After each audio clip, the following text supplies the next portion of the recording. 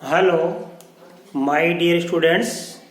गायत्री विद्या मंदिर उच्च माध्यमिक विद्यालय सांचौर जिला जालौर के हमारी ऑनलाइन क्लासेस में आप सभी का एक बार फिर से स्वागत है।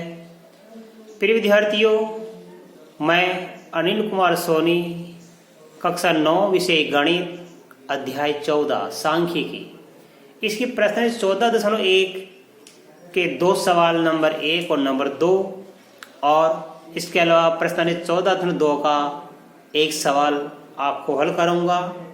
देखिए बच्चों, प्रश्न 14.1 का पहला सवाल आपकी पुस्तक में लिखा है, उन आंकड़ों के 5 उदाहरण दीजिए जिन्हें आप दैनिक जीवन में एकत्रित या इकट्ठा कर सकते हैं।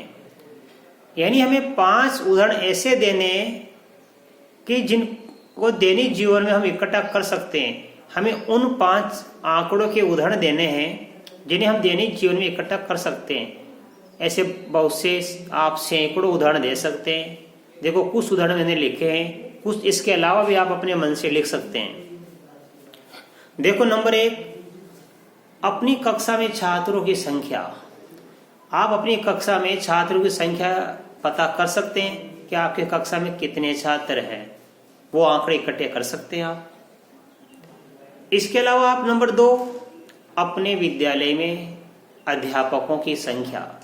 आपके विद्यालय में कितने अध्यापक हैं, आप उनकी संख्या का पता कर सकते हैं, यानी उन आंकड़ों को भी आप इकट्ठा कर सकते हैं। नंबर 3 देखिए बच्चों, अपने विद्यालय में पंखों की संख्या। अब आपके विद्यालय में पंखे हैं, उन पंखों की संख्या आप पता कर सकते हैं, तो अपने विद्यालय में पंखों की संख्या के आंकड़े भी आप इकट्ठा कर सकते हैं।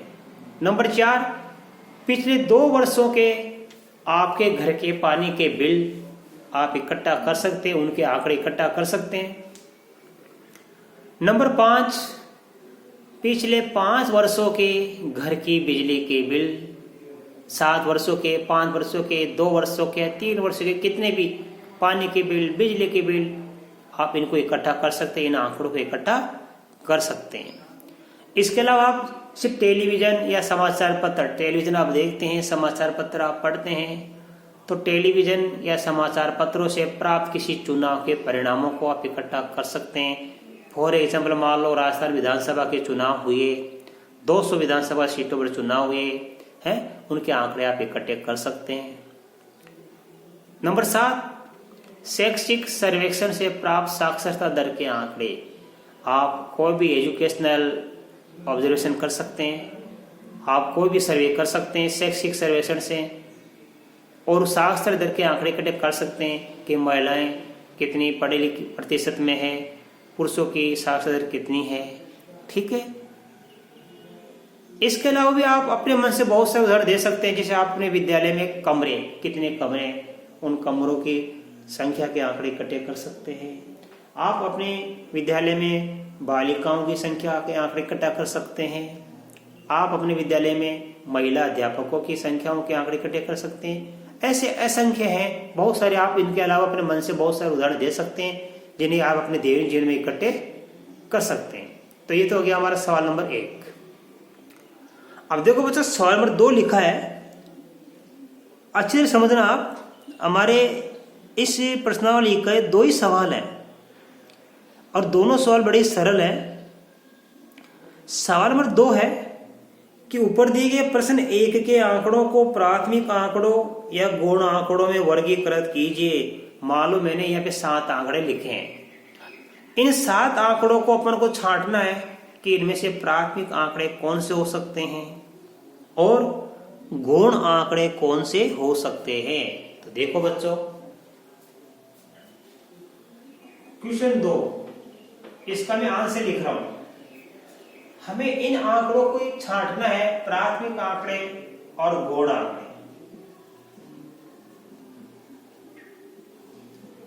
इनमें से प्राथमिक आंकड़े कौन कौन से हो सकते हैं और इनमें से गौण द्वितीय आंकड़े,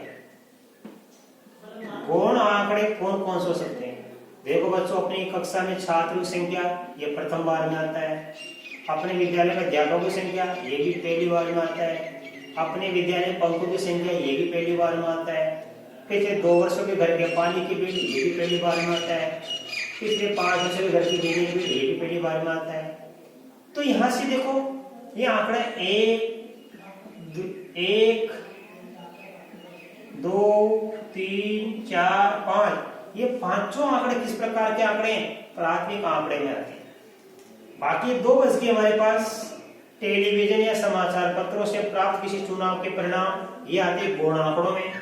शैक्षिक या सर्वेक्षण से प्राप्त साक्षरता दर के आंकड़े आते हैं, ये भी हमारे आते हैं गौण आंकड़ों में। तो ये आ गया 6ठा नंबर का 7वें नंबर का। ये दोनों हमारे क्या है? ये गौण आंकड़े में आते हैं।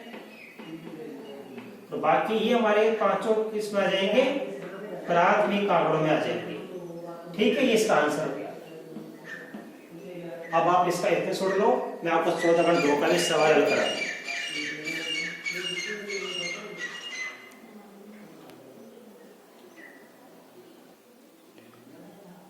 अब देखिए बच्चों, हमारा 14.2 प्रश्नावली का पहला सवाल। आपकी पुस्तक से मिलान कीजिए। आपकी पुस्तक में लिखा है 8वीं कक्षा के 30 विद्यार्थियों के रक्त समूह है, यानी ब्लड ग्रुप।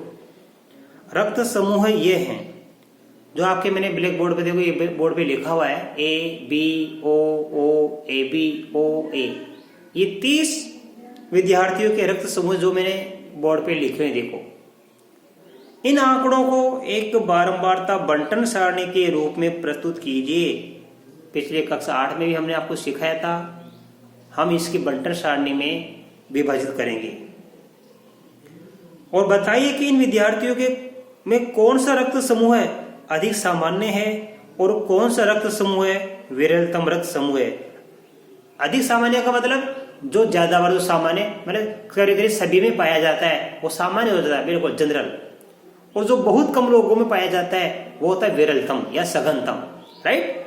जो अधिकतर लोगों में पाया जाता है जो ग्रुप, वो तो होता है सामान्य, और जो बहुत कम लोगों में पाया जाता है वो होता है विरलतम, राइट। अब देखो, हम इसकी बनाएंगे बारंबारता बंटन सारणी। अब हम इनके बनाएंगे बारंबारता बंटन सारणी। बारंबारता बंटन सारणी बनाएंगे। कैसे बनाएंगे? सबसे पहले जो हमारा रक्त समूह है इसका नाम लिखेंगे। तो पहले खाने में लिखिए रक्त समूह है, रक्त समूह है। और दूसरे खाने में लिखेंगे मिलान चिन्ह, मिलान चिन्ह। और तीसरे खाने में लिखेंगे बारंबारता, अर्थात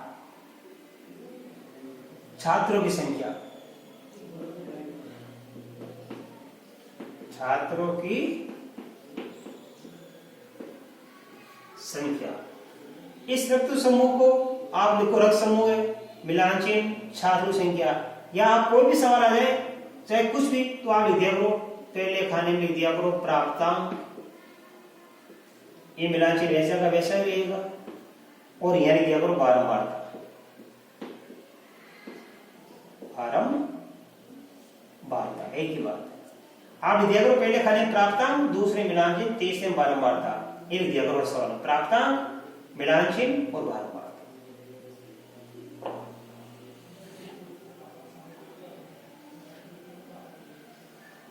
अब देखो, सबसे पहले कौन सा रक्त समूह है? ए। फिर कौन सा आ रहा है? बी। फिर कौन सा आ रहा है? ओ। फिर कौन सा आ रहा है? A B. ये 4 रक्त समूह हमारे पास में।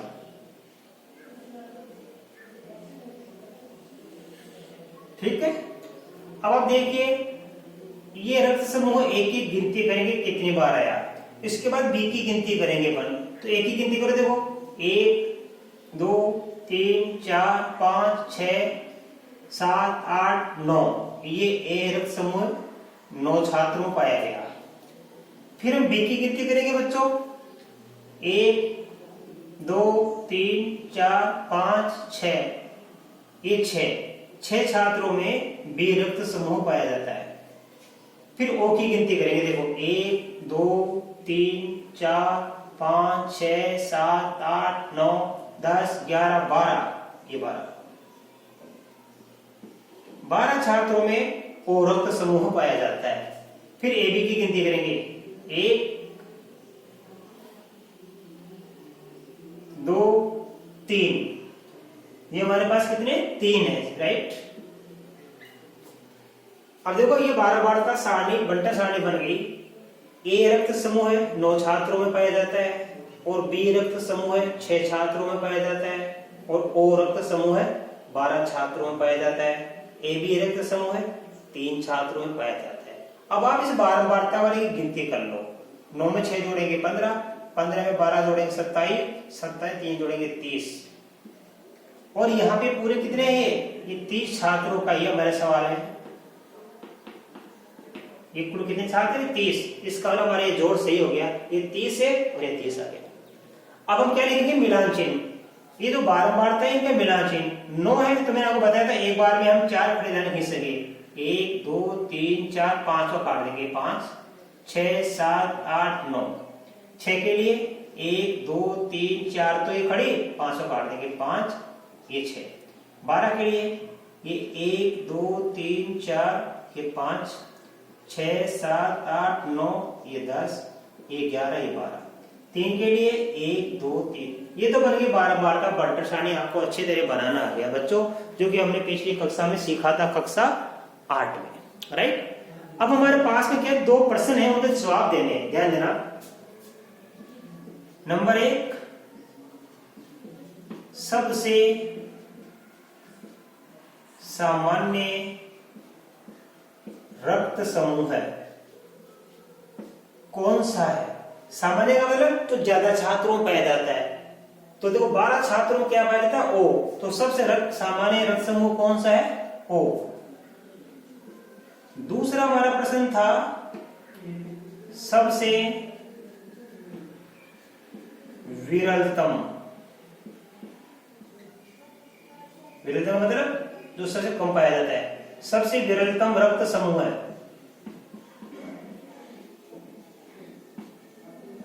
तो सबसे कम 3 छात्रों में ए बी रक्त समूह पाया जाता है, तो इसका ए बी क्या हो गया, विरलतम रक्त समूह हो गया। ये हमारा आंसर है। तो आपको समझ में आ गया, सबसे सामान्य रक्त समूह है ओ है, और सबसे विरलतम रक्त समूह कौन सा है, ए बी। क्योंकि ए बी सबसे कम छात्रों में पाया जाता है, इसका मतलब ये विरलतम हो गया, और ओ रक्त समूह अधिकतर छात्रों में पाया गया, इसका मतलब ये सामान्य रक्त समूह हो गया। अब आप इसका स्क्रीनशॉट ले लीजिए, मैं आपको अगला सवाल सिखा दूं।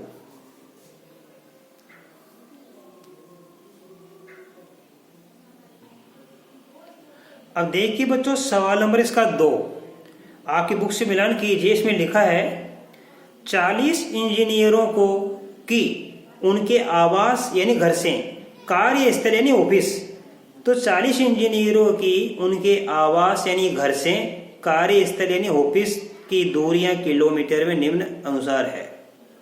जो मैंने तो ब्लैक बोर्ड में लिखा, 5 किलोमीटर, 3 किलोमीटर, 10 किलोमीटर, 20 किलोमीटर, आखिर में 12 किलोमीटर। इस है 40 इंजीनियरों की उनके घर से दूरी है किलोमीटर में। आगे लिखा है 0 से 5, जिसमें 5 शामिल नहीं हो, तो 0 से 5 वाला पहला अंतराल लेकर ऊपर दिए हुए आंकड़ों से वर्ग माप 5 वाली एक वर्गीकृत बारंबारता बंटन सारणी बनाइए। हमें इस बार बंटन सारणी बनानी है वर्ग अंतराल वाली। वर्गीकृत का मतलब वर्ग अंतराल वाली। इस सारणीबद्ध निरूपण में आपको कौन कौन से मुख्य लक्षण देखने को मिलते हैं, वो भी अपन को लिखना है। अब देखिए बच्चों, इसकी वर्गीकृत बारंबारता बंटन सारणी बनाएंगे हम। तो सबसे पहले क्या लिखेंगे, अभी देखो अपन दूरी लिखेंगे किलोमीटर में, और यहां लिखेंगे मिलान चिन्ह,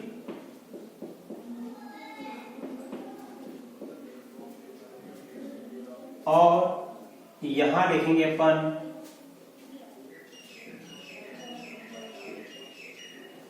बारंबारता।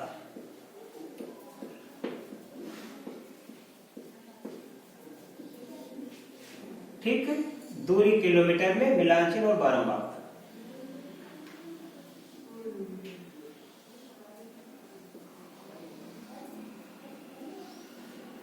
अब चूंकि ये वर्ग की बारंबारता सारणी बना रहे हैं तो आप इसको लिख सकते हो वर्ग अंतराल, या लिख सकते हो वर्ग, देख सकते हो वर्ग अंतराल लिख देना।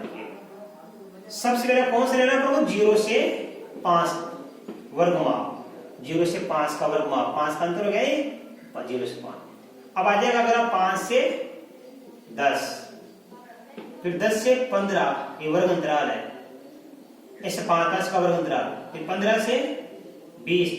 सबसे बड़ी संख्या देख लो यहाँ कौन सी है? 25, 31, 32। सबसे बड़ी संख्या कौन सी आएगी? 32 आ गई। तो 32 के अगला कौन सा आएगा? 33 पूर्णांक आएगा। 15 है 20, 20 से 25, 25 से 30 और 30 से 35, ये है ऐसे। अब देखो ये जो हमारे 0 से 5 वाला वर्ग अंतराल है, इसमें देखो इनमें से एक कम कर देंगे, इनमें से एक कम। तो 0 से लेके 4 तक की संख्या तो इसमें आएगी, 0 से लेके 4 तक की, और 5 से लेके 9 तक की संख्या इसमें, 10 से लेके 14 तक की इसमें, 15 से 19 तक की इसमें, 20 से 24 तक की इसमें, और 25 से 29 तक की इसमें, अंत में 30 से पूरी 35 तक की संख्या इसमें आएगी। तो आप ध्यान देना, सबसे पहले हमको पता करना है 0 से लेके 4 तक की संख्या कौन सी? 0 से 4, 1, 2, 3, 4, 5, ये 5 आ गई। अब 5 से लेके 9 तक की संख्या कितनी करेंगे? 5 से लेके 9 तक, ये 1, 2, 3, 4, 5, 6, 7, 8, 9, 10, 11, ये 11 आ गई। अब लेंगे हम 10 से लेके 14 तक की संख्या, 1, 2, 3, 4, 5, 6, 7, 8, 9, 10, 11, 12, ये 12 आ गई। अब हम लेंगे ऐसे 15 से लेके 19 तक की संख्या, 15 से 19 तक की।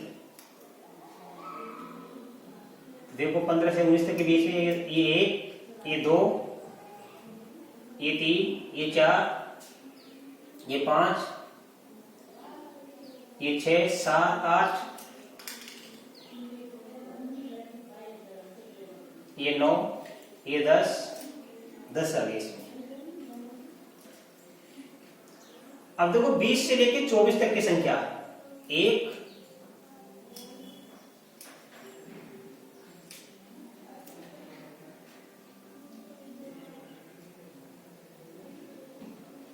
1 है हमारे पास। फिर 25 से 29 तक, ये 25 1,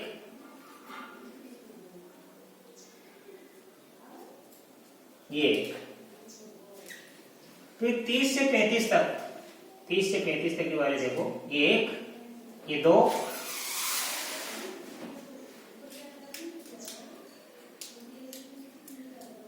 ये 2 संख्या, राइट। तो देखो बच्चों हमने ले लिया यहाँ पे सभी वर्ग अंतराल वाले में। पहले वर्ग अंतराल में 0 से 4 तक की ले लिया अपन ने, ठीक है। अब एक बार मैं और गिनती कर लेता हूं इसकी। अभी हमने दूरी वर्ग किलोमीटर में वर्ग अंतराल दिया, मिलान चिन्ह लिखेंगे। 5 से क्या आएगा? 1, 2, 3, 4, 5। 11 का 1, 2, 3, 4, 5, 6, 7, 8, 9, 10, ये 11। फिर 11 का 1, 2, 3, 4, ये 5वां काट देंगे, 6, 7, 8, 9, ये काट देंगे, ये लो। 9 का 1, 2, 3, 4, 5, 6, 7, 8, ये 9। 1 का 1, 1 का 1 और 2 का 2। और यहाँ लिख देंगे योग। इन सबको जोड़ दो, 5 11 16 11 27 37 33 32 2 40। ये पूरी संख्या कितनी है? 40 इंजीनियर की है, ये 40 आ गई, ये हमारा आंसर आ गया। इस प्रकार हमने इनकी एक वर्गीकरण यह हमें बारंबारता सारणी बना दी। तो बच्चों मैं आशा कर सकता हूँ आज बताए गए सारे सवाल आपको बड़े अच्छी तरीके से समझ में आए होंगे। इसके बाद इसके आगे के सवाल मैं आपको कल के वीडियो में सिखाऊंगा। तब तक के लिए धन्यवाद।